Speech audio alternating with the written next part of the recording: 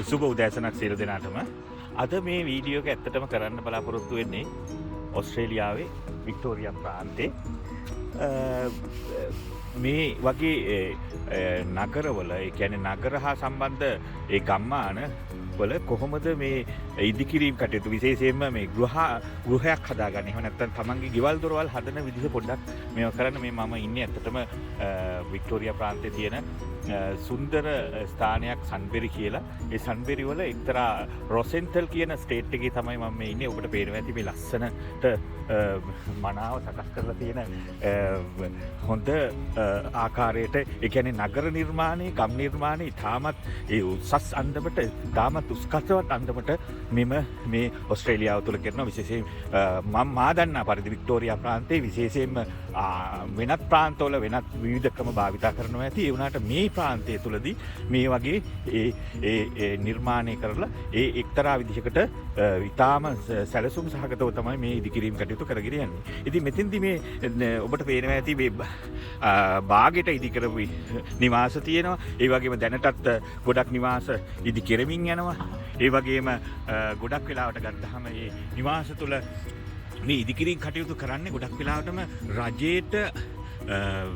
රජයේ ලියාපදිංචි වෙච්ච සමාගම් හා ඒ ඉදිකිරීම් කරුවන් විසින් පමණමයි.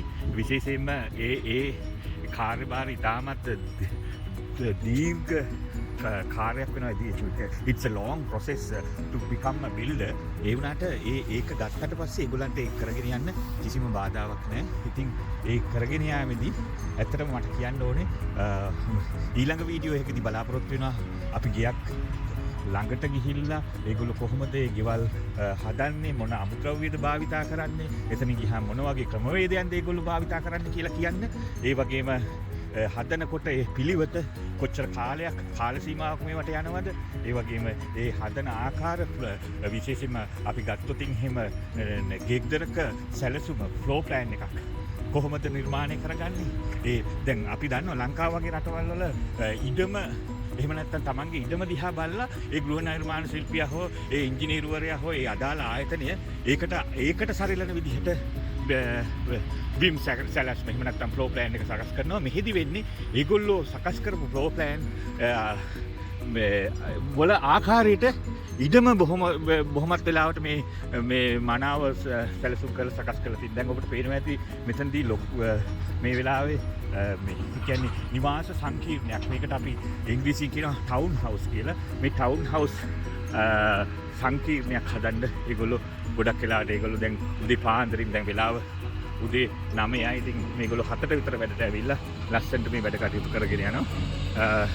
දැනට ඒගොල්ලෝ මේ ටවුන් හවුස් සංකීර්ණය කරලා තියෙන්නේ බේස් ස්ටේජ් එක. එහෙම නැත්නම් මුලින්ම දාන කොන්ක්‍රීට් එක දාලෙවල ඊට අමතරව ඒ ෆ්‍රේමින් ස්ටේජ් එකේදී දැන් මේ ෆස්ට් ෆ්ලෝ එකට අවශ්‍ය දේවල් මේ ක්‍රේන් එකක් ආධාරයෙන් කරගෙන යන එක තමයි කරන්නේ. ඉතින් බොහොමත්ම ස්තුතියි මේ වීඩියෝවට අපි